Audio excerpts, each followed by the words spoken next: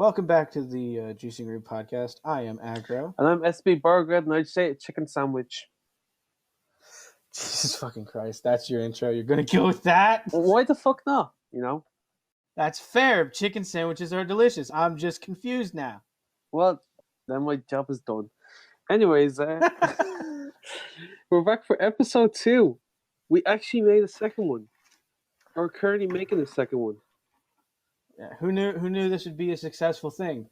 Maybe this was needed. I don't know. I'm still the jury's out on that one. Yeah, but from what people actually said, they seem to have really enjoyed the first podcast, and both of us do appreciate the love and support. This is very fun. For us that you guys have shared with us, and the messages have been overwhelming and just absolutely a joy to read. You know, in the span of time that the first podcast has gone up and been like around, I have had to deal with a sexist old man and furries at my job. So now, time has definitely passed. Yeah, time has passed.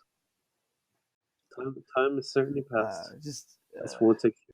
And like the last time, our first segment is history. We'll get to that in a little bit, but let's get to some casual talk. How you doing, SB? You know, I'm doing good. I'm struggling through college as usual. I'm bogged down in college assignments, and I want to kill myself. But you know, what's new? It's the college lifestyle. I feel that so hard that it's literally everything I feel all the time. For some reason, for some odd reason, one of my teachers has exams like interspersed throughout the year instead of like having the exams like be the final thing. And it's not like we don't have a final test in that class, but it's like the exam is like the entire year. Oh yeah, so annoying. Oh, also, I'm still surrounded by fucking grass. Of course you are. We need to make that a meme. Make that the fastest growing meme. 2K19. 2K2025. Go on Twitter. We're surrounded by fucking grass, trending for some reason. Yeah. But yeah. Fuck. Professional podcaster. Professional. Yeah, I just had the fucking brain fart, and I was like, "Fuck!" What was I gonna say? Our first shit. I can't do it. There, Bobby. Our first segment is history, and last time we. Did you just try to do the intro for history? History. Fucking history. But our first segment is history once again, and last time we did a retrospective on the 1971 and its effects on the community as a whole. Now we're going further back in time to what is considered the first known instance of this happening in any. We're going to the fucking books. All right, the thing that nobody reads if you've ever looked at the illustrations from the original book, not only are they jarring, they're just amazing. Yeah, I funny enough, I found out that there's actually 8 different pictorial depictions of Violet. The first one had her with a stem. Yeah. Well, actually, the first one... And her skirt was like the crown. First one actually was, I believe it was Joseph Steinman's first US edition in 1954. Actually, no, wait, that was... I that would have been... I'm not going to quote you on that. I'm not going to, counter you on that because I have no idea. But... Yeah, no, but, his, first pictorial illustrations were done by Joseph Steinman, and it was the first US edition. And I always found that the weirdest thing about the comics, well, I call it a comic book, the weirdest thing about the book was, how it actually, visually described the characters. It has them all, pencil neck, kind of, squeamish looking figures. And, it really does highlight the kind of American society at the time. It depicts, it really does a, really bad job of depicting Oompa Loompas as black African Americans, which was controversial at the time. Might I add, it was controversial then, and it's still controversial. Yeah, this would have been right in the right between the the civil rights movements. So It was right towards the middle of it. It was a hot issue, and the way they depicted it was kind of quote offensive, which I don't blame them, but it was also an odd depiction. yeah, Depiction. But anyways, it was interesting. mm, One of my favorite depictions by far, because it's the easiest to refer to and to imagine, is the newest version by Quentin Blake. And oh also, yeah, Quentin Blake makes artists look like anybody can be an artist if you're Quentin Blake. yeah. Like if you look at his like uncles, it literally looks like children with like spaghetti and pasta on their head. Just look like something exploded. Yeah, yeah. Oompa Loompas with exploding heads, And they're always happy about it. popping candy to the extreme. It's like, well, that was cool. But I also find the weirdest thing is like when you look at the depiction, it's just a giant ball, and then like you see like the body limbs, which is just fucking hilarious. It's funny because those limbs are just sticking out in random places. The weirdest part is, Yeah, which I think has transitioned into how the suits are made. If that's intentional or not, I don't know. But essentially, like her feet are at the very bottom of the sphere. Like they're not stretched out; they're just there. Like yeah. It's like no she's supposed to proper walk. actual, no actual limb like movements. It's just like there. They're like dangling, like little Jeez. tiny things. I always found the weirdest one to have to be the French version with the stem. It's The fucking French terrifying. version. Oh, no, I didn't know that existed. Please enlighten me.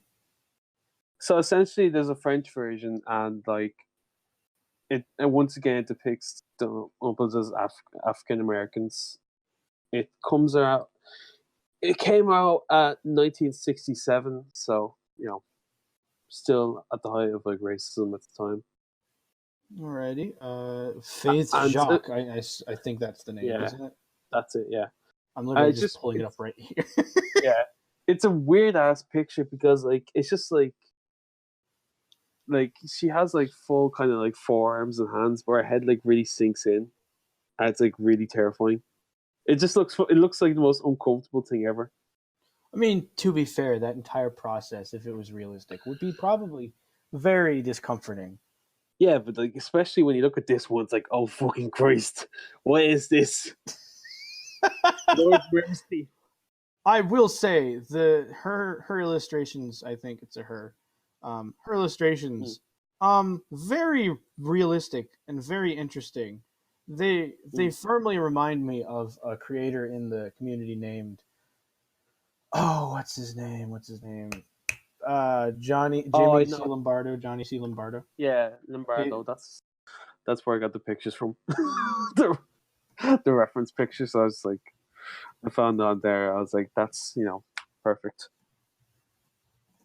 it's like I don't even like I didn't even know this one existed. I now want to buy this book simply because the Mm. illustrations are really pretty. Funny enough, there's actually is like Like, yeah, there's and they're done actually in a one style book that like they're very good. so far I have like I have 7 of the adaptations up now. There's one that you cannot find unless you actually buy the book. It's the 1985 version by Michael Forman, and I have like a picture up here, but it's so tiny. But it's like essentially more kind of like an oval kind of shape rather than spherical. It's more Oh, oval Michael in terms of like Foreman. That does look like a 1980s book. Holy shit. yeah, My god. My god, the colors. yeah. Oh jeez. When you actually, it's not. There's never been like an official colored version of the actual like scene, but like when you look at it, like it looks like she got like a fucking like tased or something. All her hair is like fucking like sprung up like spaghetti. And she just has like the look of like, don't tase me, bro. Jesus Christ. But the books have It's, had a tremendous influence on how things are processed. For example, um, the movies are both inspired by the books, obviously. The way that we no see shit, them, Sherlock. obviously. Wow, fuck Jesus. All right. I All right. thought, The I thought podcast they is were. over. I've been owned. We're done. Yeah, yeah. I thought they were inspired by the fucking candy, not the fucking book. No, by real the life way, by story. the way, not to bleed in last episode, but apparently Quaker Oats was the original progenitor of the movie.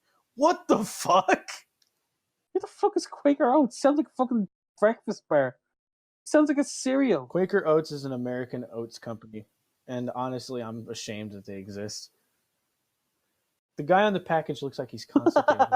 Maybe all that fiber actually is helpful for him. But regardless, no, the books have had a tremendous impact in the fact that they are the direct inspiration for the movies and stuff. And one of one of my favorite depictions of it, or one of my favorite editions that I've ever gotten, was the Quentin Blake illustrations when they re-released the books for the Oh '05 yeah, yeah. movie.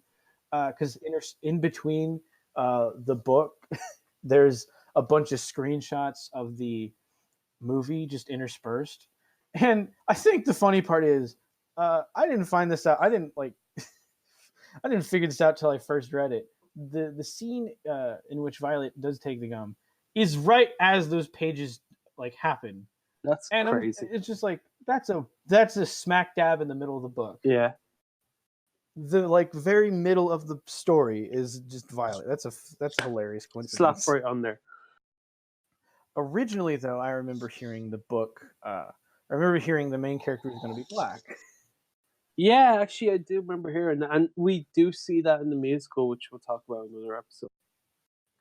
Say what? You do see that in the musical. It's like That is she's true. played, but we'll talk about that in another episode. Indeed. It's very interesting to see how Roald Dahl's vision changed over time because, for starters, not only was the book going to have more than 5 kids, there might have been up to like 10 or 20 as far as I'm aware.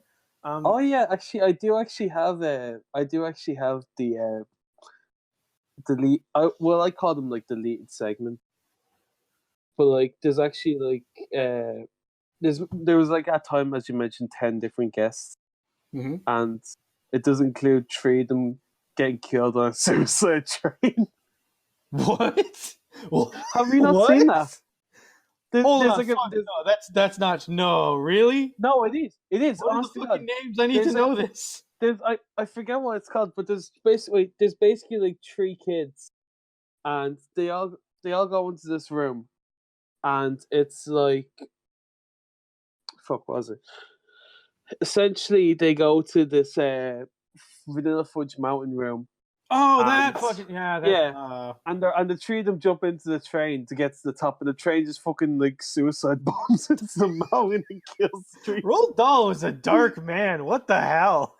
Yeah, he wrote like there was this one where they go to the spotty powder room, and this girl ends up getting fucking measles. It's like what the fuck? I do find it funny That that same like room, a later adaptation or an earlier one. I don't know this for certain. A later or earlier adaptation has just she's ground to like powder and stuff. Like yeah, that's another one. She's ground to powder. She's fed to the chickens. which is fucked. And but in later in just fan adaptations or fan stories that end up being kink related, that seems to be a theme, just using people as Yeah. ingredients. So at this point, I don't even know. Could you imagine though? The Could you imagine first though if book. you're actually like watching, if they actually made all that into a movie, and you just watch it, you see 3 kids jump into a train and fucking kamikaze into this massive fudge mountain. Oh my god! Imagine a fucking separate universe where that version happened instead of the one we have. Oh Fuck man, would be that movie? that'd be so funny. That's But like no. that would like completely like make it. It's a horror movie. Oh, that'd be children's horror movie. Yeah. Oh, that'd be a weird world. But anyways, the very first iteration was said to have just, it's called Charlie's Chocolate Boy, I think. Yeah, Charlie's Chocolate Boy. Yeah. And Funny it enough, is a actually, different story. yeah. Funny enough, the original actually had like Charlie going up the chocolate fountain instead of Augustus. Yeah, that is true. And then he's covered in chocolate, and that's the chocolate boy part. Yeah, Like the tour doesn't happen. Instead, what happens is Charlie is trapped in a box and turned into yeah. chocolate. For kids. I now want like to. Now, I'm gonna when I edit this, I'm gonna probably cut away and have that audio bit over like a horror movie scene. Some kid, Kids. some kid getting like massacred, or it'd be like you take the bit from like Or the end of Neverending Story, because the fucking Neverending Story is a terrifying movie.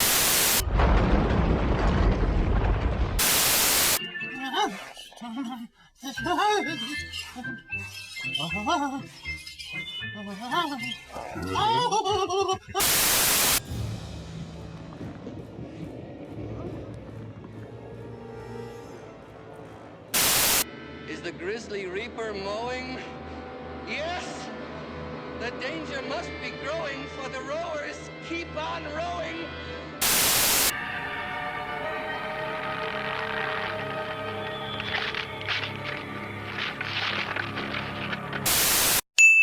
for kids.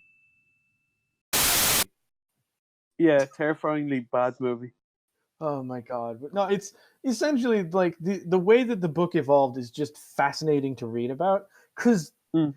like the doll residence doesn't release a lot about it, and once they do, it's kind of like holy shit, the book's different. Fuck.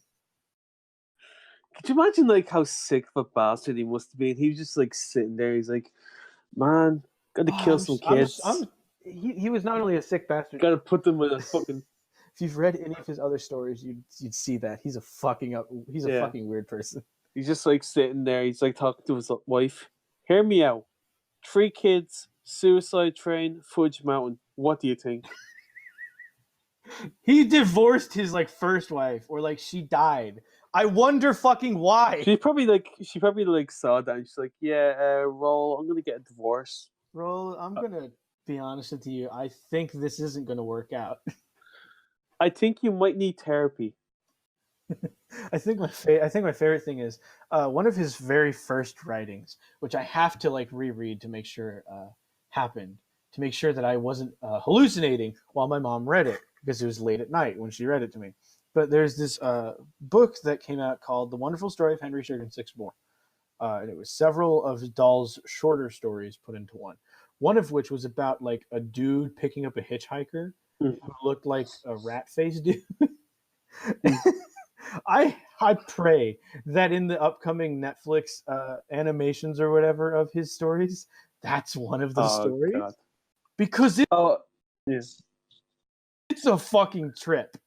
Just for like one last piece of information, I think this will please a lot of people. If you go to the original book, the original draft, Charlie actually goes with his mom, and not that fucking cunt Grandpa Joe. That old cunt stays in bed where he fucking belongs.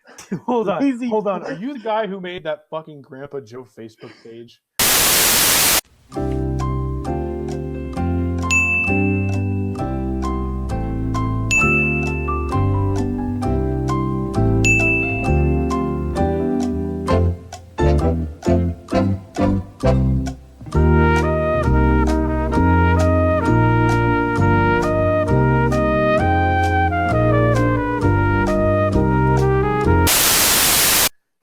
No, I swear to God. Merry Christmas to everyone except Grandpa Joe. No, fuck him. No. He's a lazy bastard who stays in bed for 20 years. In the 71 movie, he's a lazy bastard. In the fucking 05 movie, he looks like you could like blow on him and he'd fucking break in half. No, but literally, he's a lazy bastard. He spends 20 years lying in bed just to avoid doing a job. And then suddenly when Charlie gets famous, he's going to bring his ma out to a nice chocolate factory. He's like, oh, fuck you, daughter. Let me dance. And they're like, we need to talk about the 1971 movie again sometime. Nobody questions it. Like, if you saw that and it's a kid's story. Come on. No. Honestly, think about it. If you were just won a golden ticket and you're going to bring your mom out, you're poor as shit. You eat dirt cakes for a living. And you're going to go to Chocolate Fountain. You get to spend quality time building a relationship with your own mother. And then this old useless fuck who's been leeching off you jumps up and is like, oh, I'm taking that ticket. I'm taking you, Charlie. It's like, fuck you, motherfucker. Fuck Charlie you. the Chocolate Factory with real reactions. Yeah. Grandpa gets up. I'm going. No, you're not, Grandpa. You are delusional. Sit your old ass down, motherfucker. You ain't going anywhere. The first kid falls in the chocolate river. Why was there no guardrail? Honest to God, that kid would have been ripped in half. Oh, we need to focus on the books. There are a few of the names I can remember. For example, in the original story, there were 2 Augustuses, Gloop and somebody else. Which, Roald, you're not creative in that regard. Get another name. Gloop and Doop. It was like Augustus 1 and Augustus 2. It was like fucking Tweedledee and Tweedledum. It's like from the Cat in the Hat. It's like Ting 1 and Ting 2. It's like Fat Bastard. Fat Bastard 2. Then there's fucking Miranda Piker. She was the spotty powder chick. Miranda Piker. And then 2 of the kids that suicided were Tommy Troutbeck and Wilbur Rice. And there was another one, but obviously he must be not important, so who cares? At this point, I feel like Roald Dahl is prophesizing deaths in some way. Like, so. There's got to be some human being on the planet Earth named Troutbeck who was in a tragic mining accident. Yeah. Oh, but no. Essentially, the book has had a profound effect on people. From the illustrative prowess of Johnny or Jimmy C. Lombardo to how we document the history of the community itself, and also how we get our ideas for literature. Oh yeah, some people have even incorporated the lost chapters into new rehashings of the story. Also, by the way, just before we finish up on the history, there's other versions. Obviously, the Swedish version, and there's 2 different Russian versions as well. There's 2 different Russian book versions? Yeah. There's one where, like, the Oompa Loompas look like cavemen. Whoa, hold on. Now that there's a Russian version, I have to learn. I have to learn Russian. I'll send you the 2 pictures because, like, that's really all I have of it. That's all the research I can find. Oh my god, there's a Thai version. Oh, wow, I've never even seen that. Like, and the cover for it. The cover for it is a... What the hell? It's funny enough, if you actually look at one of the Russian versions, it's actually like just a full sphere body, and they're like rolling onto a pirate ship, which is fucking hilarious. That's but okay, I'm gonna put the picture of the fucking Thai one. I'm saving this. It's like a baby with just emerging out of a chocolate bar. Yeah, look at that. Wonka is a cannibal confirmed. Like, but you see this, right? Yeah, that's what the fuck. Oh god. The book is a very interesting piece of history. It's essentially like what we would consider Greece and Rome to human history. It's the Bible. The fucking Bible. It's not the Bible. Fuck the Bible. By the name of Bible. The Bible. Please don't fuck a Bible. I do not condone the fornication with holy texts. No, do not do that. But no, essentially, it is what many people consider to be the preceding or predominant philosophy, the starting point the stepping point behind. It could be considered the Egypt to the movies Greece and Rome. If you understand that historical reference, anyone beyond SB? I do. Yeah, I know what you're. At which point, everything else is a progenitor. That being said, the book itself, I do not think has ever directly inspired somebody or awakened anybody in that regard and brought them to that. Well, if you have been, go ahead and comment below, I guess. It sure hasn't inspired anyone to fucking kamikaze into a fucking fudge mountain, but you know. There's time. It certainly has inspired Golden Corral, because the amount of times I've gone into those fucking restaurants and seen a mountain of fudge It is almost shocking. I was gonna say, I thought you were gonna say the amount of times you go into Golden Corral and seeing the person that looked like fucking Violet Beauregard. I was like, well, you know. Hey, hold on. We do not insult Violet like that. Do you want to know why? Because anyone who goes into Golden Corral is a monster. That would also mean that I am a monster because I have gone in Golden Corral. I have never gone to Golden Corral. Don't go. It's like a buffet that doesn't end. All right, we're getting sidetracked. Yes. Professional. Let's go. Professional. 1, 2, 3. Professional. Fuck that. But anyways, that is pretty much the gist of our segment on the book. If you've ever been interested in it, I implore you to look deeper into it because there's a lot of fun stuff in it. Also, don't use Roald Dahl as a role model. Just he's a questionable figure. He's a racist old cunt. He wasn't racist. He was just an anti-Semite for a shit reason. And the reason was he just didn't like them. He was a grumpy old shit. And his publisher was fucking Jewish. Yes. Oh, God. It's the single most awkward exchange ever. Uh-oh. But no, essentially, and the history of how the book was developed and how it was used in each movie was very interesting. For example, in the 1971 movie, they barely used the book. F at all. Which is bad. It's because Roald Dahl also wrote or helped write the 1971 movie. The problem with that is they brought in another writer to change it. Which pissed him off. Which to reference back to the other one is why he protested outside of the theaters for people to not see it. Which is just some old. You're going to like bring your kids to like fucking the movie, and then like they see this old fucking out. Don't see this movie. It's fucking shit. I mean, I don't blame him. His vision was ruined because these fuckers were like, yeah, it doesn't fit with Hollywood standards. Fucking Hollywood standards back then were absolute trash. Oh yeah, like his story doesn't really have an active hero and an active villain.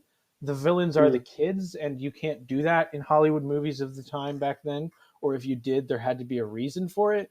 You really couldn't demonize kids. So they had to make them be motivated by something. It's essentially a mess. And it's a whole nother history episode in and of itself because it's a fucking treasure to like discuss. Absolutely, yeah. Speaking of stories, I think that would actually lead perfectly into the next segment. Yes, story time. Specifically, story time about our past as creators and how we have changed. In this segment, we're discussing our shame. The amount of shameful things we have made. And believe me, we are kink creators. We have a lot of that. Do you want to start so that mine is like the grand finale, or do you want me to start? You know, just put all the attention on you. Well, part of the reason it's the grand finale is because it's so fucking weird to talk about. Okay, right, I'll do that.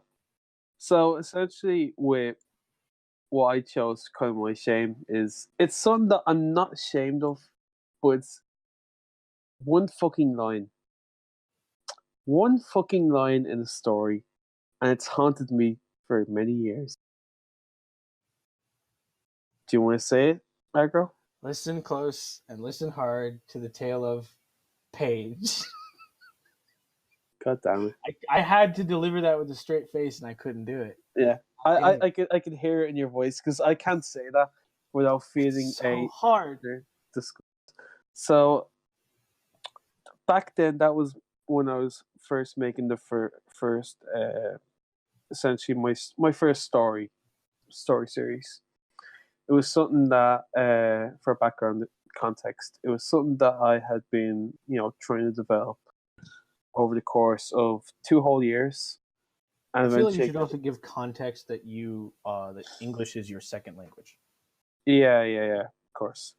English is my second language. Irish is my first. Oscailge is my natural language. So it's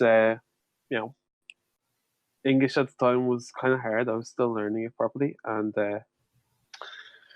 Essentially, it was a combination when I was writing that chapter, a combination of I'm tired as fuck, I need to get this story out, and second, my English not being as great as it is now.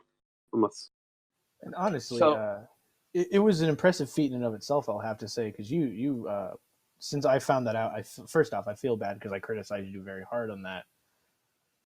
fairness though, but I asked for constructive criticism. I was like, give me the hard criticism. Was my criticism very constructive? I can't remember, to be honest. It was not. I made a separate account. Oh God. Oh no. But no, that's another story for another time. Yeah, but God, honest to God though, when I was making that story, and I was writing the part for Paige, she was obviously the sixth person to go. Spoiler alert: she was the sixth Spoiler alert for like contestant a 3-year-old story. Yeah, just in case anyone's never read it, you know, she was the sixth person to go, and obviously she thought she was the mastermind, and she got tricked. She got tricked into chewing the gum because she had a gum addiction. And she was fucking starving. She had no food. She had no water. And of course, she got tricked into doing it. And of course, she turned into a blueberry, and there we go. And when I write my stories, I kind of do the inflation part and the song at the very end, just because I saved that for like an entire day so I could focus on that, just so I can get the atmosphere, the details right. And I got to the song, and it was the very last part. And I see, the thing with me is I forced myself, at the time, I was forcing myself to release a story every 2 weeks on Sunday. And when I was writing that part, it was like 10 to 12 in the morning of a Monday morning, and I was like, I have to get this out. I took the song, and I was like, right, I have nothing to fucking write about this, so I was like, let's just fucking copy and paste it and switch out a few words. And that's all I did. But God fucking damn it, I fucking love that story to death.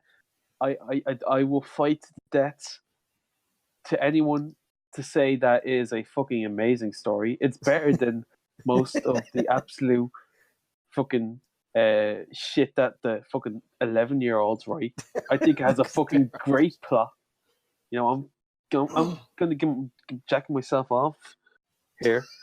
Stroking your fucking ego, dog. Yeah, I'm stroking my ego. I think it's fucking amazing. You know? To be fair, it was you did write well. The issue is it just since you are now better understanding English, when it comes to music or poetry like that, the cadence is so weird because the original song, it has the listen close, listen the rhythm hard, and the beat, and then Tale of Violet Beauregard because it matches the beat. Whereas Page is just like a abrupt stop. Yeah, it's like you could revise it. Like I'm gonna be honest with you. Unlike My Shame, you can revise it and say Page the mastermind or something, and it would sound a little better. Yeah. See, when I did actually do a hell of a lot better in the sequel. The sequel is like 10 times better. Oh yeah, I will admit that. I have read it several times. Yeah. That being said, Your Shame is very, very, very, very, very, very small compared to how mine came to be. Godzilla! Referenced in the last episode, I used to morph. I still do. I don't do it often, and I don't use the same tools that I used to. It's more just for fun. But back when I was still attached, when I was just starting to get attached to the Juicing Room server, and or is it Team Fenting? Fuck, I don't know. No, it's the other one. Okay, see, like we've changed the title a couple times. But back when I was first starting out and networking with people, one of the things that was happening was I was transitioning into college, and for starters, I've been in this community longer than I should have been. I started out younger than I should have been, so there's a lot of things that are very wrong with how I started out. But I wasn't doing well with college. I wasn't taking it well, and best part is it was very easy to see. I basically at one point just had a breakdown, and the breakdown both involved my fetish and didn't, to where I'm like, I don't know what's happening, but nothing else but the fetish matters. And for like several days, For the fetish, all that matters. For several days, I took one of my roommate's beanbags in the living room because he brought some to share with all of us, and sat in a corner with my laptop on my lap and a drawing pad, and I just morphs that should not have been. I came up with an SCP style series, which I'm kind of proud of because of how it turned out in a lot of cases. It was a lot better than I expected. But that led up to the culmination of two pieces. One is based off of Akira, and one is based off of Godzilla. If you've ever seen the Akira, if you've ever seen it, it's the most disgusting scene you will ever see in your life. It is nasty. Proud of how it turned out because it was exactly what I was envisioning, but it's not a good thing to look at. Don't It's under in my gallery. It's under warning hazardous material. There's a reason why I say there's hazardous material. Read or watch it when you're eating food, because it will go down your neck just as quick as it goes out your mouth. It'll go down. Vice versa. If you've ever seen The Amazing World of Gumball, the scene where he eats the fucking cheese chocolate, it'll do that. It'll go down and back up. Yeah, right. It's quick. It is. But I definitely think it's the most disgusting scene ever produced in human history. It's the most disgusting fucking morph. But it's not the most weird one. It's the most disgusting one because it uses images of meat and fatty things and all that just to do things. The morph that I'm very vaguely referring to, because it's so weird. I'm very proud of how the process came to be, but it's a very shameful thing. I essentially made a Godzilla knockoff, blueberry themed, for no reason. Let's be clear. At that time, I have never been on drugs, and that was the only time that could be the closest to being on drugs. Essentially, I had this idea. The idea was that basically I'd make a Godzilla berry. Mind you, I'm not the only fetish artist who put Godzilla in his gallery. However, I'm the only one to do it in the wrong way. I was wrong for different reasons. Pedophile. Yeah.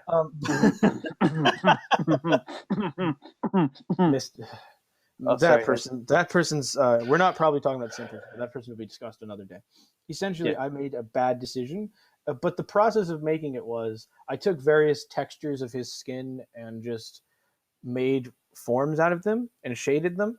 I then, for the tail, took a picture of a stump and, as you do, replicated it several times. And then I took Chloe Grace Moretz's face. Yeah, as you do. There's boobs, a stomach, a fat person's arms. Essentially, I took his Tokyo skyline. It's an interesting idea and concept. Brilliant execution. Horrible mistake. It's like a Frankenstein. It's a Frankenstein creation, essentially. Oh yeah, it is. Every one of the morphs that I did was a Frankenstein's creation. Bratz was essentially what it was. Which honestly, I feel ashamed of. Shame. Our next two segments are in relation to art. However, the first of the two segments will be our featured artist, which is the artist that we are discussing their gallery and some of their art, and then we'll have our guest artist, which is Barry Duke, who has generously come to join us soon. So he'll be on in a few minutes, but we'll discuss the featured artist first because we did that the last time. Yeah, and we're not changing. We don't change. We know, except when they pay us money. Fucker, we have like 3 new segments. Fucker, we have like 3 new segments. What are you talking about? We don't change? Was that just the silent shut up? Maybe. Oh my god, this is fun. We're having fun. No, we're not having fun. All right. We're crying to sleep. We're having the worst time ever. Okay? This is absolutely horrible. I hate every second of this. Okay? SB, you're going crazy. I already went crazy. I went crazy years ago. Shit. The featured artist of this podcast is Ooh, Interrogum. yes. He is a very much newer morph artist compared to most people, though he's still a Yeah. bit older. Very young artist. I've known and talked with him several times. You would throughout the have a years, and he's better very relationship interesting. than I would with Interrogum because you've talked into him more. Yeah, he's quite quiet. Yeah. He's quite quiet into himself, which I Yeah. don't blame. I don't blame him for being. He's everyone is within this fetish somehow. My to some only degree. real interaction with him is like when I got him on to do the expansion factor contest. Which which was one of the interesting times in which he's ever really done stuff with people, because he's very much independent, and it shows in his work. He doesn't really like or he doesn't seem to work with people a lot, and that's not bad. He beats to his own beat, his own drums. And it's very interesting because he has tropes that we don't often see, fascinations or fixations on certain parts that we don't see. Sometimes that works against. It sometimes works against him, yes, but most of the time it works pretty well. He's very funny. He's very funny, and he's very creative and very. I would say he'd be kind of if he was a Wonka, he'd be a shy Wonka as opposed to a very whimsical Wonka. And he uses. Huh? You first. No, I was just gonna say he's very talented for his actual age. I found. Oh yeah, and he only uses, I believe, one program. Yeah. It's called PixArt, and to the extent that he uses it, to the extent that he is good at it, is very interesting because it's not like GIMP Shop or what the hell? It's not like GIMP Shop, Photoshop, or any like free or PixArt is an on the phone app thing, so it's very interesting. And he started taking up drawing. I told him to work on it because he's got some cool ideas, but I told him to keep working at it because he's very good at it. And he's released more drawn stuff, which is very cool. He also has a more fascination with a horror aspect as opposed to a sex aspect.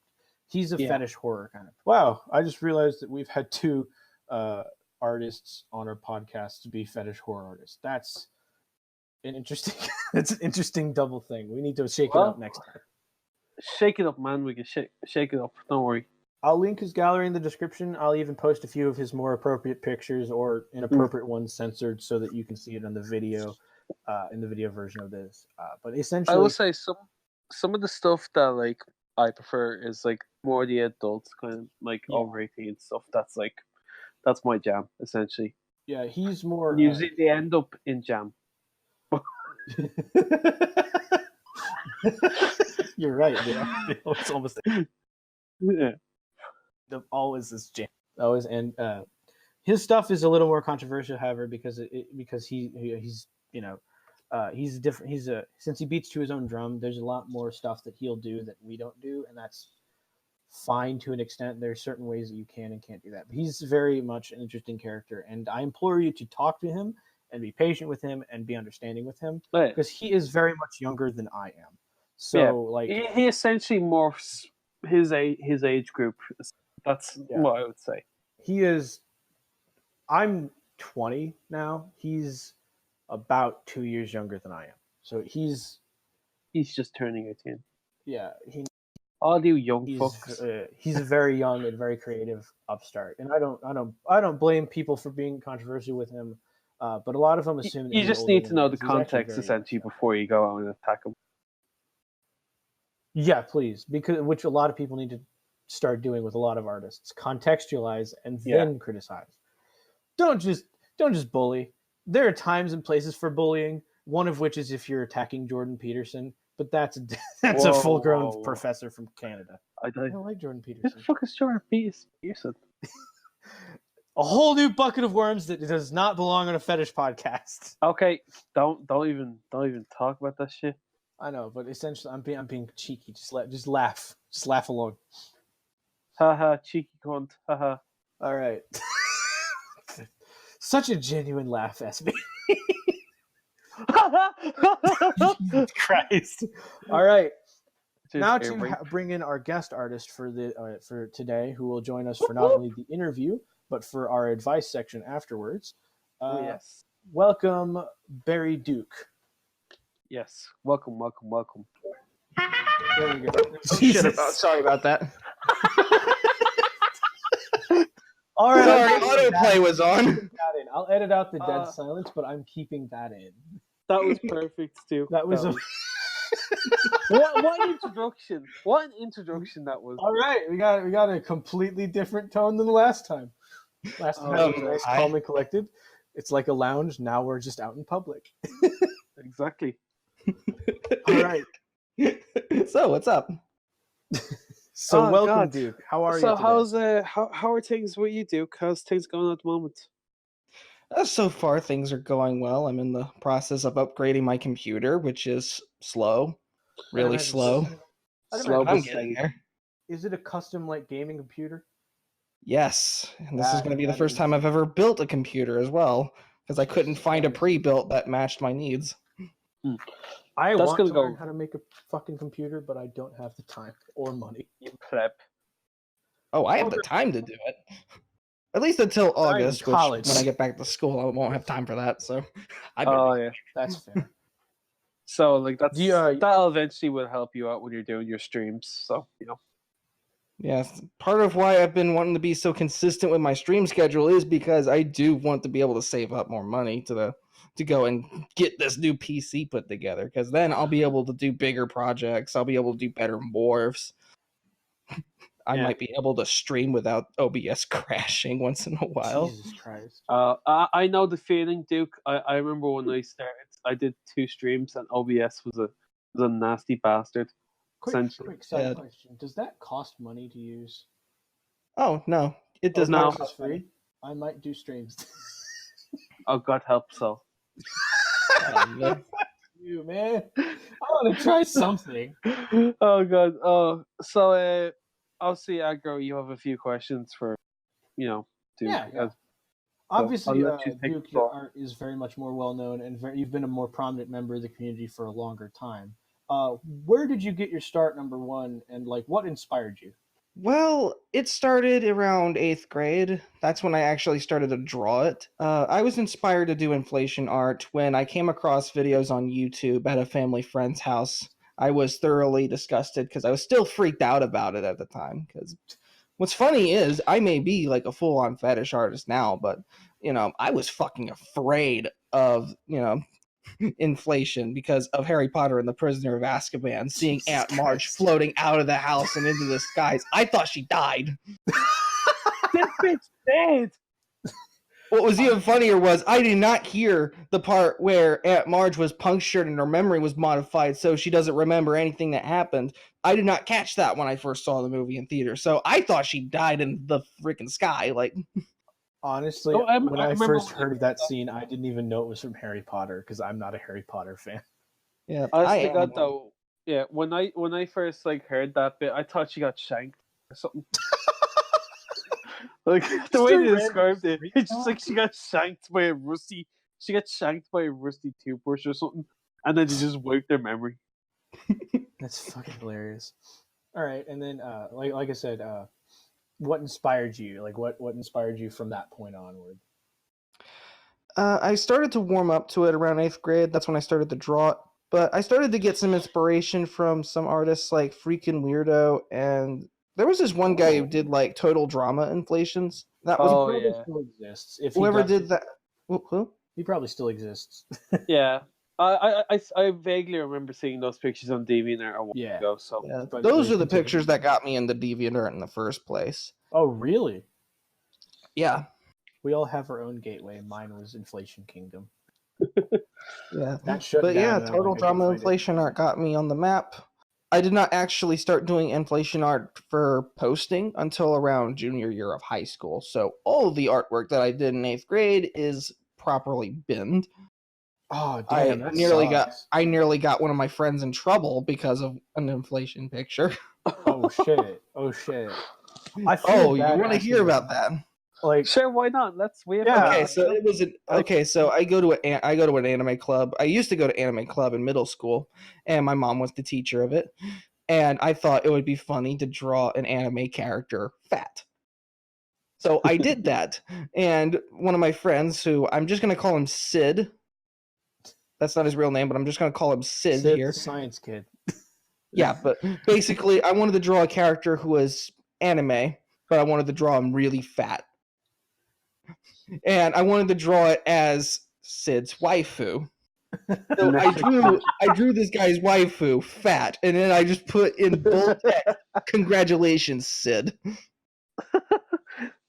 He did not take that very well. In fact, he tore it in half, gave it to my mom, and my mom got furious with me. Ultra rage activated. Granted, I probably deserved it, but man, I thought it That was. was like a dick move, but a funny dick move. I should probably try that again someday. Just give it to a random friend. You can like totally do that on one of your streams and just like send it to someone over Discord and be like, "Hey, remember this?" Yeah, I wish I still had that picture, but no, it's torn in half and thrown in the trash. Yeah. Somewhere in time and space, somebody picked it up. Some inflation artist from like the year 7046. Oh man, yeah. Some little fucking 12-year-old picked up and was like, "Look at this." Oh Yeah. no! Oh, That's no! a great fear of mine. I don't want that to happen. One of my biggest fears I don't is think a anyone similar fear, which has been confirmed. I feared that some of the stuff that I used to watch, or some of the YouTube videos that I used to have, like that got me into the kink, I feared that my little brother would also go on YouTube and find them.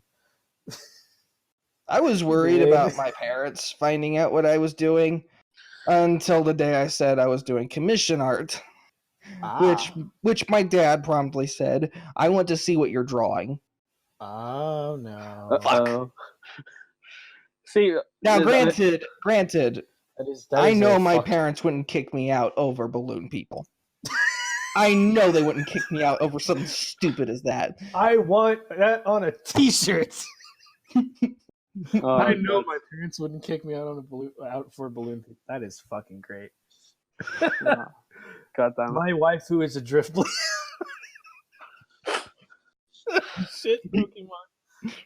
Oh man, but yeah, I ended up showing them the art, so they know I'm a fetish artist. My sisters know I'm a fetish artist. I have friends who know I'm a fetish artist. I'm pretty casual about it, and honestly, I don't mind because I do treat it more as sort of a business than just my fetish. Which that's actually a different view than most people. Yeah, see, most people either they're afraid or they treat it as a casual thing. You treat it as a business, which is very interesting. Yeah, because it's still fun to do, though. It's probably one of my favorite things to draw because it puts me in sort of a zen-like state. Like, it's just entertaining to draw. You can make a lot of great situations out of it, whether it's horror or comedy or sexual, or it could be anything, really. Or The Room. Yes. I did not blimp her. It's not true. It's bullshit. I did not blimp her. I did not. Oh, hi, Art. God damn it. Tell me what the hell. Line. I'm sorry. I saw The Disaster Artist a few months back. I had to say that. Dude, that was a weird movie, but it makes absolute sense. Yeah. Okay. So back on interview topics because we'll get back to shooting the shit. Shoot the shit. A little bit. Sherman, America, man. America. But essentially, I think my last question, I just had it. It just vanished. My last question... Move over, bitch! My last question is, essentially, how has the community changed since you first started out or since you first lurked versus now? Because since like I said, you've been around for, I'd say a long time compared to my stuff. I've been around for about 6 years, and there have been a few changes. Like DeviantArt's had sort of a facelift. The way that I treat my art has had a facelift. Yeah. There are artists that have came and went. There are artists that are still around that I can't believe are still around. New artists have popped up. And occasionally a new person will just pop up on stream and become a regular, and that's pretty magical for me because I don't really have that big of an audience. I just have like a small collection of people who consistently watch my streams, which I fully welcome.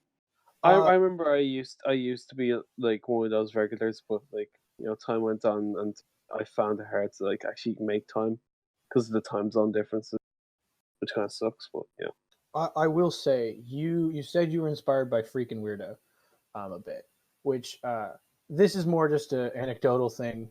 It's not an official question.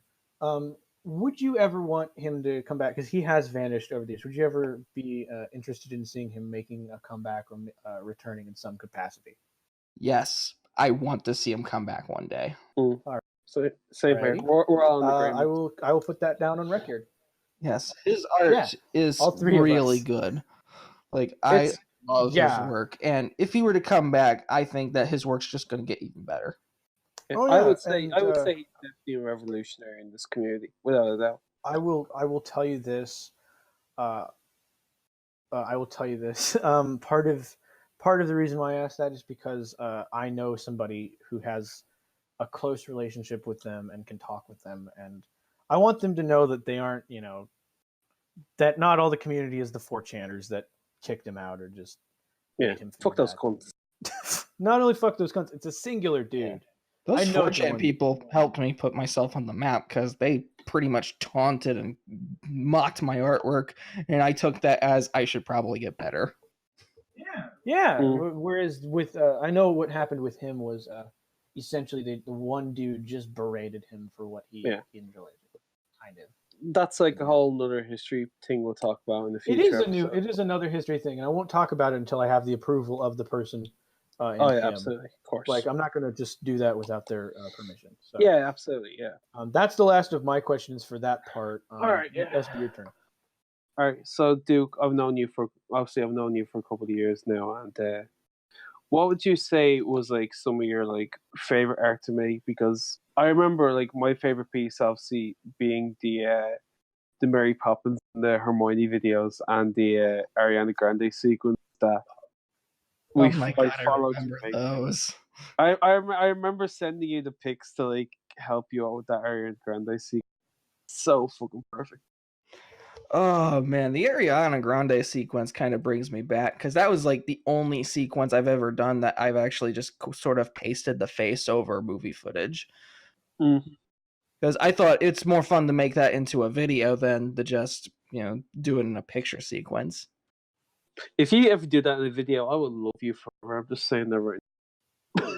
Well, nowadays I'm doing animations. Like I'm actually doing hand-drawn stuff, so who knows? I might actually start doing hand-drawn animations for YouTube. But if I were to say my favorite singular piece of art, let me see. I'm actually going to go through my gallery because I have 10 pages worth of stuff, but somewhere's one of my favorites. I think I have like 2 favorites. One of them is a morph, and one of them is just an average drawing, but my favorite drawing that I've done was this picture of Shell that I did on my Wheel of Expansion. Oh, yeah, I remember that. I love the way I drew this one. I love the colors that I used for it. I would say it's one of my best drawings. For my morph, I'm actually going to go to page 1 because it's my most recent morph, but it was one that I did of Magic Christina. Oh, you did one of those. I forgot about that. I favorite so many different artists every day. Whenever I go through my inbox, that makes absolute sense. Those are my favorite pictures that I've ever done. Yeah, those are absolutely beautiful. I absolutely love, and like if it's funny when you compare, say like the morph, say of like the ones you've done personally, say of like obviously personal members, that in real life, and you compare them to say like the Christina morph. It just shows how you've evolved through the past couple of years. Yeah, I handle morphs in a very different way from most other people. Very much more artistic and colorful. It's more time consuming. Yeah. But I feel like that extra time is worth it. Yeah, definitely. And I suppose just for another question as well. Obviously, I think I just alluded to it earlier. Have you well, I kind of know the answer, but like, have you like morphed to like people that you know in real life? Yes. Yes, I have morphed friends in real life before. Yeah. Granted, I have asked their consent, And the ones that Important. I've posted, That is important. and the ones I've posted, I tell them straight up, I will post this online if you are okay with it. And I got the okay from them, so they're posted. Side note. Yeah. Consent is always the big factor.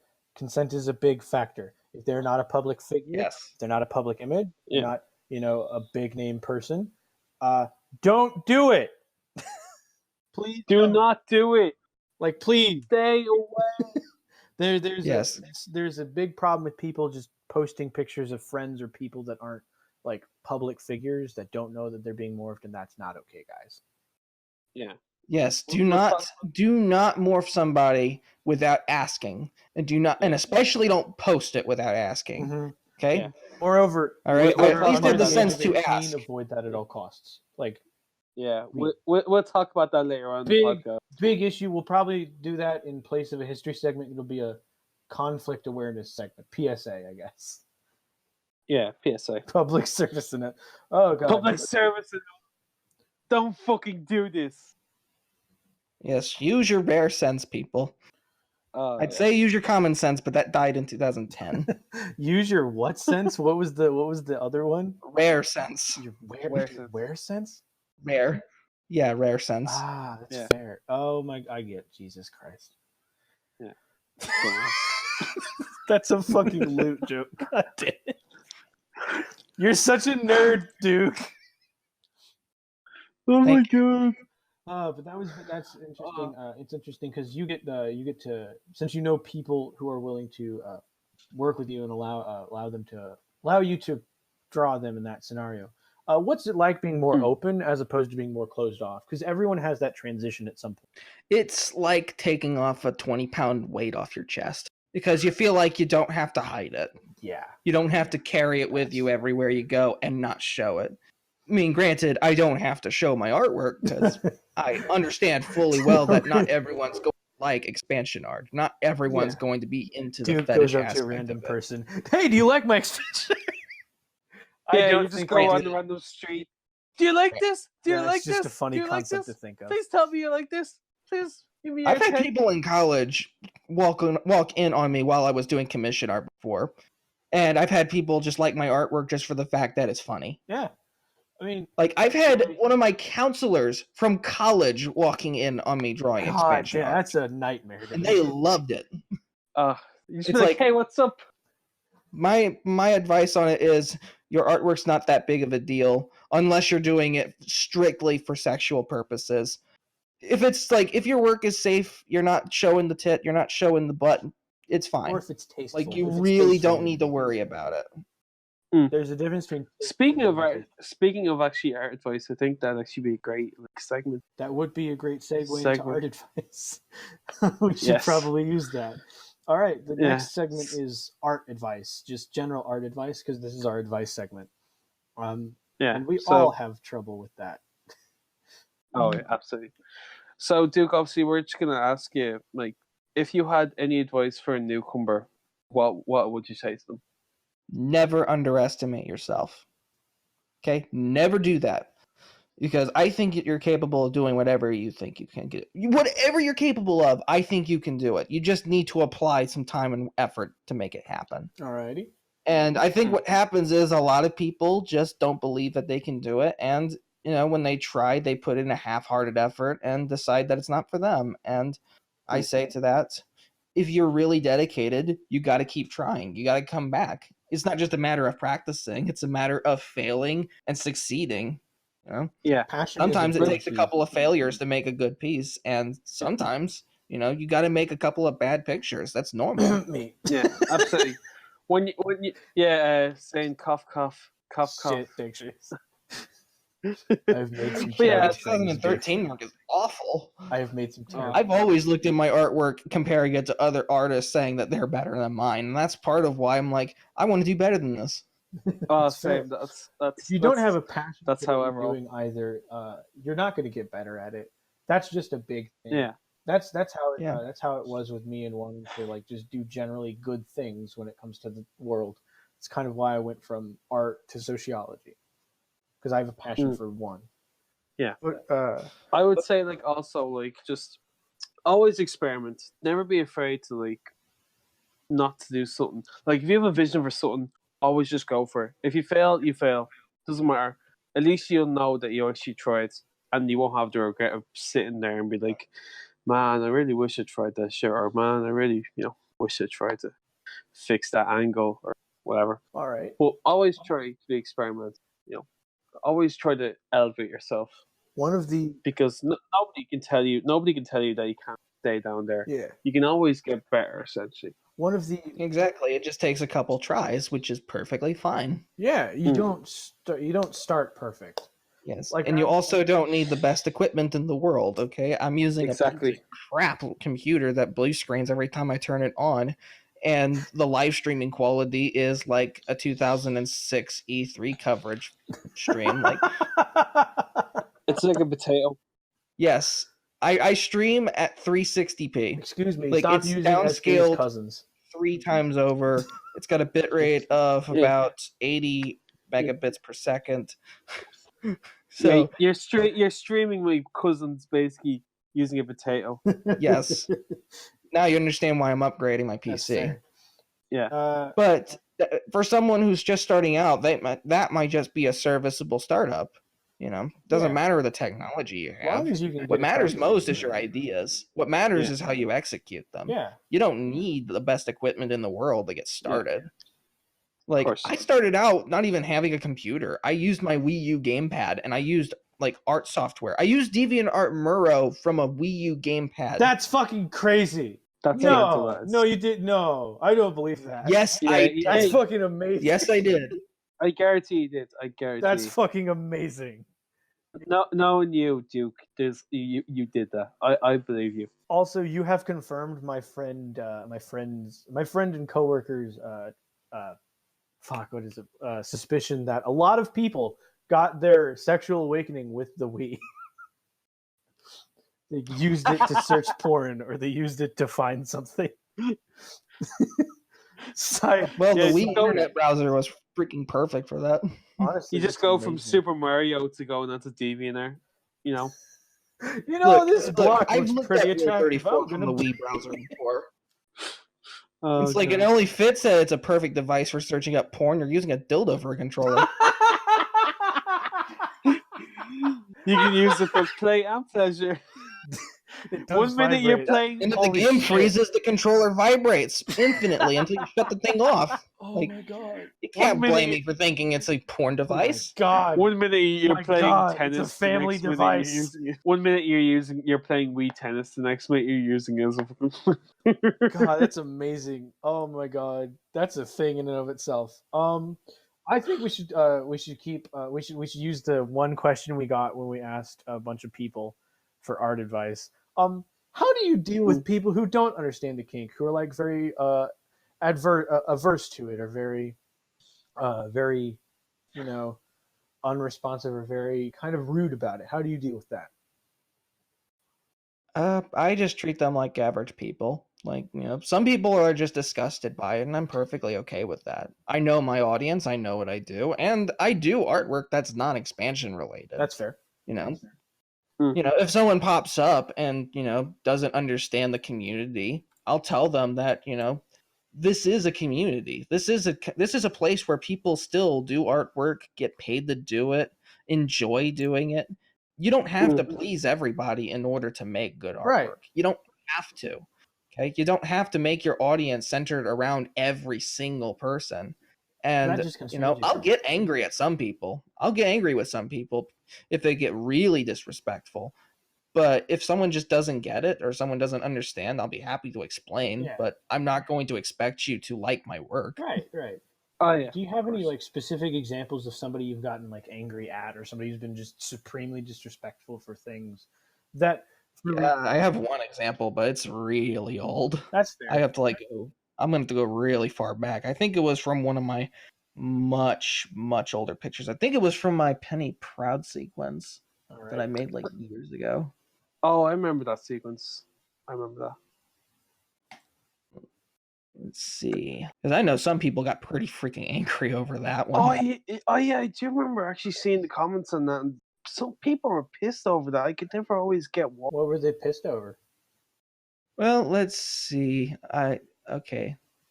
I think some of the comments got removed after a while, but I remember the stream people used to like get pissed off because it would take up a lot of the stream time, from what I remember. yeah, but so far I don't really see any like. I think maybe it might have been the actual stream itself, to be honest. But yeah, if you No, if it you wasn't the just, stream. I don't usually get a lot of disrespectful people show up on streams, except in the case of Bobby Woodbridge, which Oh yeah, I will publicly shame that guy until he understands that he needs to freaking stop watching me on multiple accounts. He needs to stop ban-evading. He's got to stop ban-evading, and I'm gonna keep reminding him of that until he gets it. What's the issue? I'm kind of intrigued by this. Okay, this is a short story. It's technically a long story, but I'll cut it short. Story time. So there was this user who showed up to my streams called Bobby Woodbridge. He also showed up to my Discord chat, the Full Blimps. And We'll link the that thing in was, this guy is a spammer and a ban evader. And the first offense that he did was basically spamming, and he started spamming in multiple pages saying WJF is coming, WJF is coming. Apparently he was implying that White Jacketed Fool was coming to my page, or coming to my Discord, which he never did until recently. But I even had to asking him if he was really coming to the group. He said he wasn't, but he was happy to get an invite anytime. So I asked him to stop. I gave him a strike. The second time, I actually had an idea for an expansion picture. It was Tia Dalma from Pirates of the Caribbean Dead Man's Chest, because I was playing Kingdom Hearts 3. And I asked, was I the only person who had this idea? And Bobby Woodbridge just straight up said, "You are." Just straight up saying it like a rude motherfucker. So I gave him a second strike just for that alone, because that was just mean. That was uncalled for. So I think the straw that broke the camel's back, what happened was he managed to find a way into the administrator and moderator only rooms, and he started spamming WJF is coming again. Ugh. And at that point, I just had enough of him and I banned him. That's fair. Banhammer. But that was only the beginning of my issues with him. Oh my god. You know, on streams, he was insufferable. Oh, shit. So every stream, he would ask for characters to be drawn almost every single stream. He would never read my updates. He would never know what's going on because he couldn't be bothered to read anything. He would constantly ask for who is that character from Hotel Transylvania? Matilda? It was Dracula's daughter. I think it's Mavis. I think it's Mavis, but Mavis. He would always ask for Mavis from Hotel Transylvania. He would always ask for Astrid from How to Train Your Dragon. He would just ask those two characters every stream. And if I was drawing something that wasn't either of those two, even if I said the name right on the title of the stream, he would ask, "Who's that?" And keep in mind, I even had the title of the character and the franchise they were from so bold that even a blind person could read it, and he still wouldn't know what that was. He still wouldn't know what character I was drawing, and eventually I had enough, and I kicked him out of the whole stream. Lord. And since then, he has tried to watch me on 6 DeviantArt accounts and 2 Picardo profiles, and it got to the point where I had to publicly shame him in a DeviantArt journal. Is it shame? I hate doing this. I hate doing that, and I try to make sure I try to make it so I don't have to do that for every single person that makes me angry. But Bobby's an exception, and I want it to be the only exception. And I assume that it wasn't very good at hiding the fact that it was him when he would follow you. Oh no! Every single profile said what Bobby Woodbridge. Every one of them. I want to say, it's the height of laziness. That's just like a 12. It's probably like a 12-year-old. Number one, that might actually be a troll. Number two, if it's not a troll, it's a person who is internet stalking you or internet harassing you. That's kind of why I went the public shaming route, because I'm not dealing with that. That is fair. Yeah. Which you're fully within your right doing that. I'm not always up for bad things, but that for punishments like that. But that did seem like a crossing a line that was set very clear several times. Yeah. Which I had people cross lines like that. Don't get me wrong. I've had people abuse me for some of the stuff that I do and make me kind of hate doing work. Yep, I don't hate what I do. I get that I'm gonna come across some people that are like that. It's just that it's annoying when it actually happens. Yeah, that is Yeah. that is annoying. I will Yeah. say that was an interesting anecdote in how to deal with crazier shit people who are uh, uh, affecting you. I think we should I've have. dealt with crazier. Yeah, I've dealt with much crazier stuff I won't have to bring up on this podcast, but just know Yeah. I've dealt with some crazy people before. Just That's relax. Don't lose yourself. Haven't we all? We all dealt with crazy people in our lives. It's just a normal aspect of life at this point. we all get crazy requests in art things. Stuff that I'm not proud of, stuff that nobody's proud of, stuff that Oh god. everyone's proud of. I have an old DA page that isn't fetish art that I'm not proud of. Oh my god. But anyway, I'm glad no one asked. I am glad that nobody asked the picture I was least happy with, or the picture I was most ashamed of doing. Oh, now you have to. Now you've brought. Yeah, now since you bring it up, you have now to. you have to. I'm so sorry, but now that you brought it up, Oh, Yeah, you have to do it now before you leave. of course. We're gonna end the Q&A just on that. On all right. your So, Very well. Very well. Let's see. It's like somewhere deep in my gallery, but it was years ago. I made this picture. I really don't like the way that it looked. I don't like the result of it. I forgot what it looked like because it's been years since I last saw it. assume you've but repressed the memory. Yes. I've repressed it like all of my high school memories, but Oh god. I was taking Right. a drink. God damn it! So I can't stand this picture. Oh god. Oh my gosh! Oh, I remember. I do not know. I did not know that existed. Moreover, Also, if you want an example of me having this is another picture that has an example of that. of you what? Yeah, it's some guy named Plane Lover 69. Someone who loves planes apparently had a problem with this picture, and honestly, I don't blame him. But Honestly, Yeah. I Not can see enough why you're planes. not proud of it. It's not exactly. I'm not proud of this picture. Subject If I matter, had the mindset of today, I would not have made this picture. Yeah, subject matter, the entire, the execution's okay. It's just I get it. I totally get why you. I would not have made this picture today if I had the There are right certain mindset. things I wouldn't have made today that I have standards about. Those things. Yeah, I've upgraded my standards big time. The standards have been raised. We've brought it up to another level. But thank you for joining us. Thank you for giving some people art advice and advice with how to deal with online shitheads. You are a wonderful guest, and I'm glad that we got to be able to talk with you. So thank you for joining. I'm always glad to be here. August, if you have anything you want to plug, where page, commissions, anything like that, feel free to do it right now. Yes. Also, if you want to help out with helping me build my computer, I am currently $330 away from completing my goal. So if you want to help out, I got commissions. I don't like asking for money, so Yeah. Give me money. I want money. Give me art to draw. We will link your gallery. Do you have a? I don't think you have a Patreon. Do you have a Patreon? I can't remember.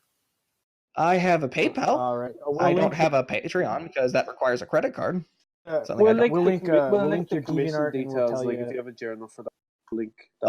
Oh, yes, I do. Yeah, That's can, right. We'll do all that and stuff in both the description and in the video. So don't worry. If you'd like to get something from Duke, go ahead and click the link in the description below for his DeviantArt. And please, from one artist to another, pay attention to the prices. Don't try to haggle. Please. Also, I promise I am very organized. I promise you that I will be organized. I've had people try and haggle with me or try and get free things, even though I have commission prices and I've set things. Yeah. So please, same here. If they have commission prices, pay attention to them. Ask them to if anything's changed or if anything is changing. Otherwise, yes. Thank you for joining us, Duke. Yeah, thanks for bringing me here. No problem.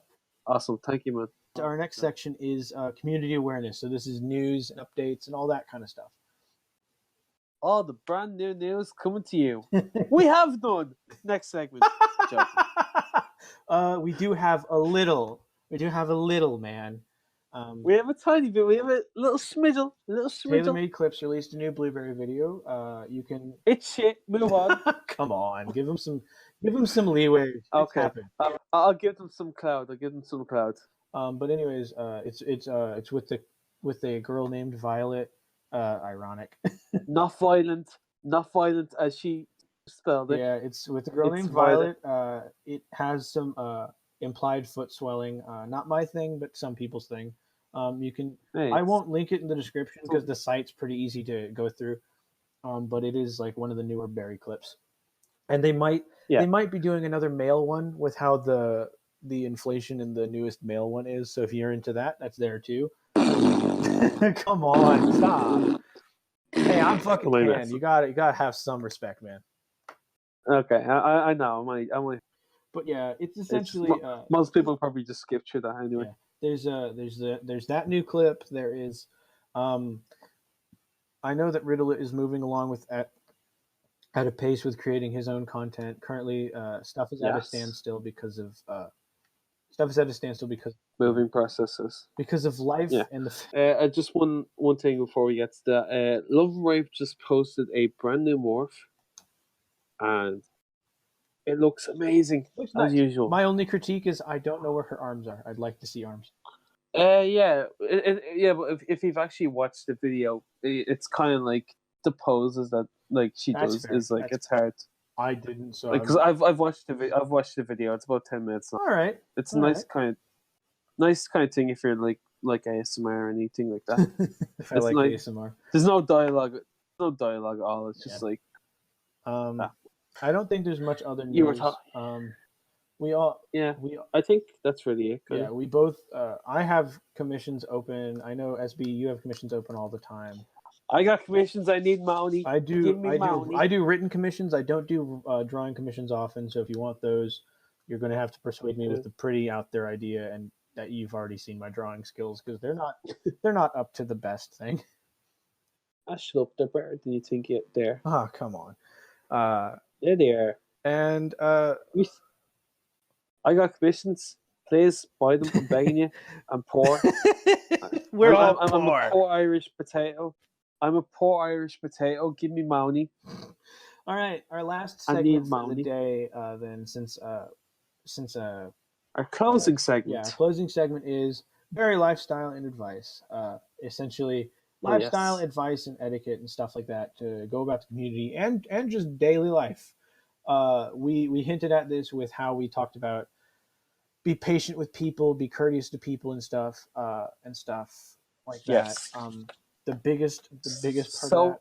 Essentially what this is, it's going to be a guide on how to act in the community, how to be a good person, how to be a not rude person and stuff, and just general ways of behaving, because there are some people that do have a problem with behavior, as hinted earlier with people who kids cough kids people who don't understand boundaries or don't understand that they are causing problems. Like for example, Duke mentioned that Bobby or whatever. Essentially, that is an example of poor behavior of a person who has done some pretty rude or inconsiderate stuff that can aggravate people. I've had people hound me for things that I don't want to do, and I've had to tell them multiple times, please stop, lay off me. I don't want to do that. Yeah, I essentially give them the three warnings. First warning, no. Second warning, fuck off. Third warning, ban. No, fuck that's just off, the best way. Okay, so essentially, if we talk about commissions, I think the best way to actually do it is don't hound people for commissions, or free requests. Please don't ever always hound for free requests. Yeah. Always if you're looking for, if you see an artist and you like their content, best thing to do is either check through their journals or their statuses to see if they have any commission details or request details, or even read their bios or anything. See if there's anything in there first. Yes, please. And then afterwards, if there's nothing there, feel free to send them a nice message. Don't be like request or do you do requests. Just be like, hey, really like your arts. Do you do requests or commissions? If they say no, then say, all right, cheers, thanks. don't Don't try hound push them. it. Don't like there are Yeah. people that have left the community because of that. There are also people who just straight up don't accept stuff like that anymore because of how much that happens. And some people Yeah. they're not into doing stuff for payment or for free. It's just a little hobby they do. So don't hound people who aren't open Yeah. to it. Yeah. Also, don't try force anyone to do anything they don't. Yes. That's kind of really scum. Don't cross lines like that. Yeah. There are certain And lines. you can't get and you can't get offended if they don't if they don't want to do it. Please don't like there are certain lines with age, with what's it called, of subject matter, of whether or not the artist is comfortable with it. For example, I'm not comfortable with feet things. I'm not going to do feet things ever. I don't like feet. I just don't. That's just I'm me. uncomfortable. Yeah, I'm uncomfortable doing under 18s. Never going to happen. Most people You're not are. going to do it. Yeah, I'm uncomfortable with doing pictures of people who don't know that they're actually being Yeah. or no consent. Another big thing, another etiquette thing that we need to talk about is if you are wanting a morph of somebody who doesn't A, know that they're being morphed, B, is a younger person, or C, uh, is not a public figure and is unaware that they're being morphed at all, you don't have their permission, don't do it. Typically speaking, like when I was in high school, I used to think of those people in those processes like crushes I have, but we're not going to morph your crushes. We don't want to. There's a reason why. If you're gonna do it, learn how to do it. Learn how to morph yourself. There's plenty of tutorials on how. Yeah, learn how to morph and just keep it to yourself. Yeah, because there's a difference between a public figure and a private figure. For example, a celebrity is a public figure. A political person or somebody who is on the public stage is a public figure. A private figure is like a high schooler who has an Instagram page. Yeah. They're not, just because they post pictures does not mean those pictures are free to use, especially considering the fact that that person isn't aware of them, their images being used. I have been given pictures several times on my Instagram, which the Barry Instagram community is kind of in cancerous. It's cancerous. It's a turmoil. It's a lot of people doing a lot of different things to their own beats. It's essentially a messy place. Cesspool of shit. SB and I have differing opinions on that.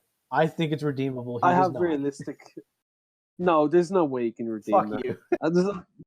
No, fuck you. There's no way you can redeem that. Okay. But regardless, I've had a ton of people on the Instagram side of things send me a picture after I said I could morph or I can draw or I can write. And they send me a picture or a person. First off, that's blurry as all hell, so that's already a red flag because that means it's a zoomed in or an altered picture.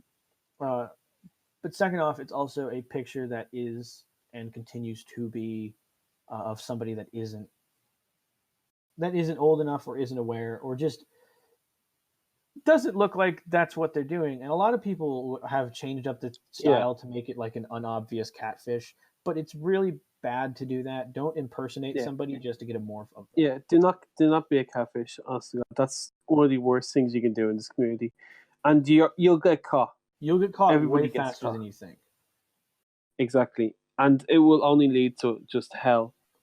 Like there's ways in this community to get what you want, but doing that is not a proper way to doing it. Yeah, you need. And just as well as that, just back to like actually morphing someone without their consent.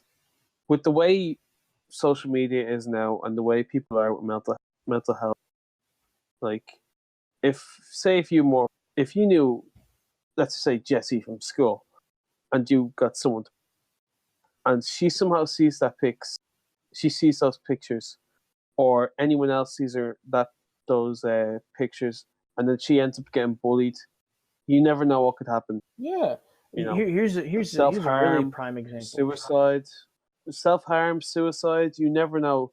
Like, kids these days are fucking toxic, and the internet is such a fucking violent. It's a volatile toxic place. It's a very erratic place. And I will tell you this right now from experience.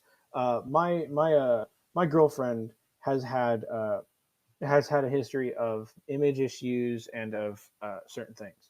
My fetishes don't align well with her past, and we're trying to work through that. And it's not very easy because, of those issues. People with those issues are not going to be okay with them if, they don't know about them. And if you don't create an open dialogue with them about it, number one. And number two, if they're not okay with it to begin with, don't force it, please. Yeah, Essentially, do not force. the rough equivalent of not rape, but of unconsensual interaction is in our community is when you do something without someone's permission for your own gain, for your own interest. It just makes you out to be a selfish cunt. Yeah, you have to have extreme consent. Like affirmed consent is different than assumed consent, which is not the same thing. Yeah.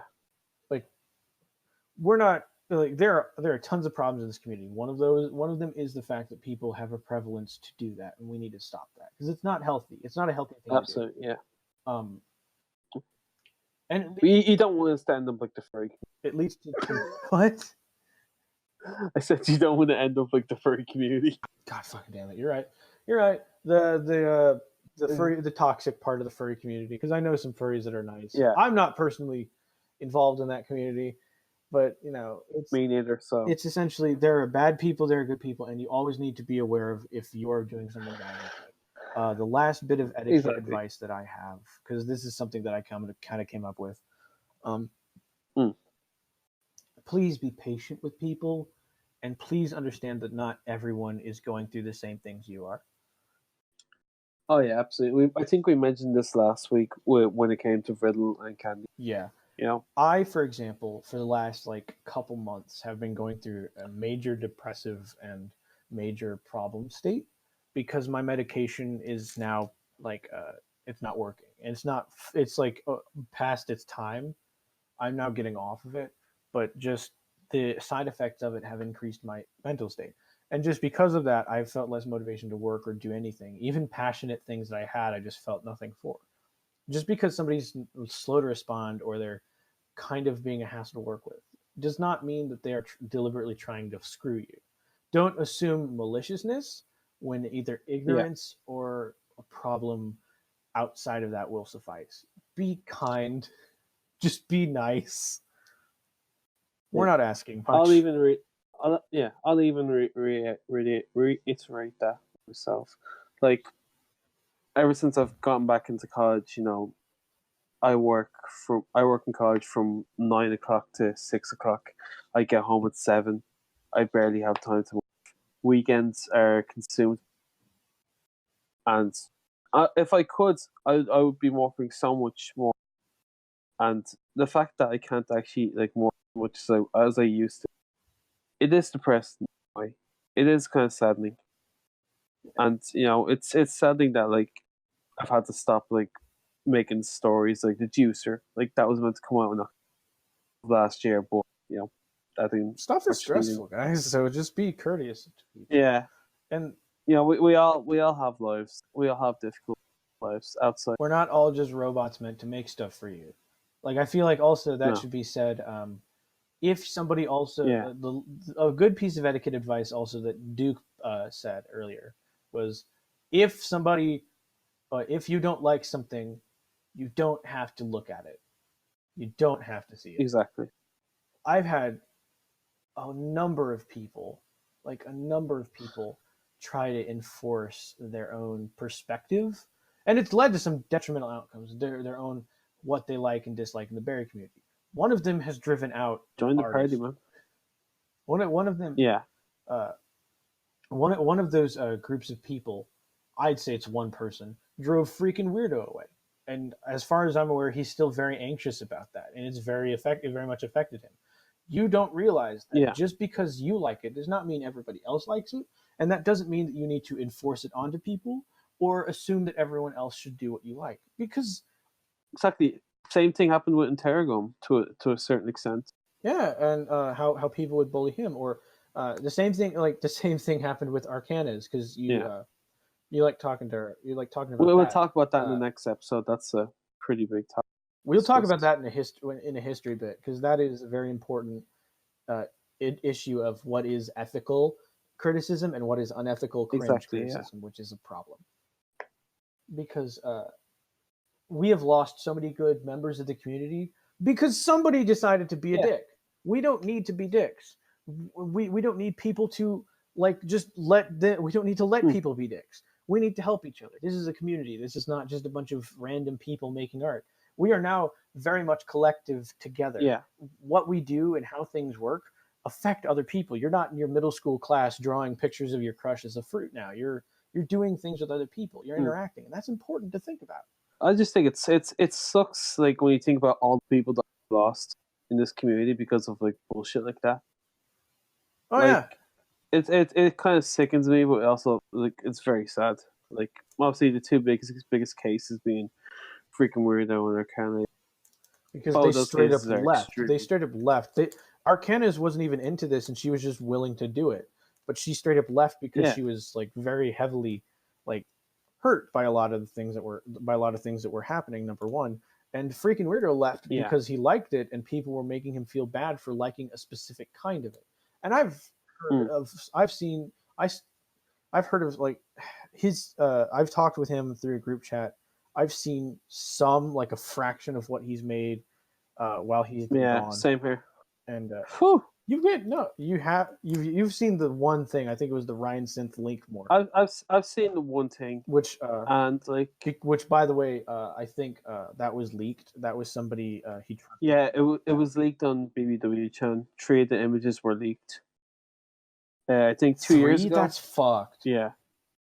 Fuck. That's awful. Yeah. Essentially, and also if you do encounter somebody who is different, who likes different things, don't assume that they're a terrible person. If they're doing something questionable, be skeptical. Don't be rude.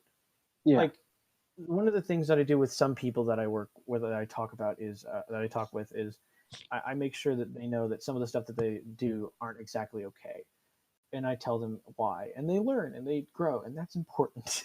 Exactly. Learn, grow. That's important. Yes. Just remember that, like, behind the art, behind the profile, behind the personas, there's a real human being there. A real human being with their own problems.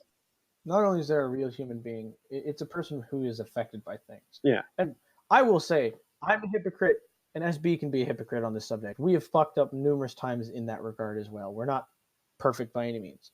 But we're trying to fix what we have hurt and what I have hurt specifically, because I've done stuff like that. It's not okay.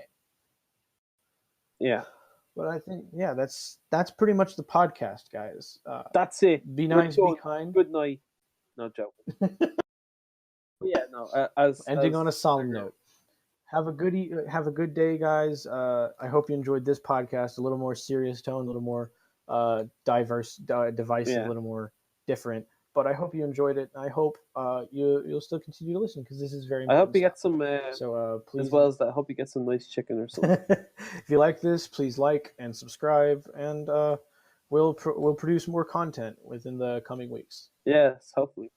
With some amazing guests. Hopefully, amazing guests. I can't wait for future guests. We got a big one coming up soon. All right. We got a big one. Have a good evening, y'all. See you there.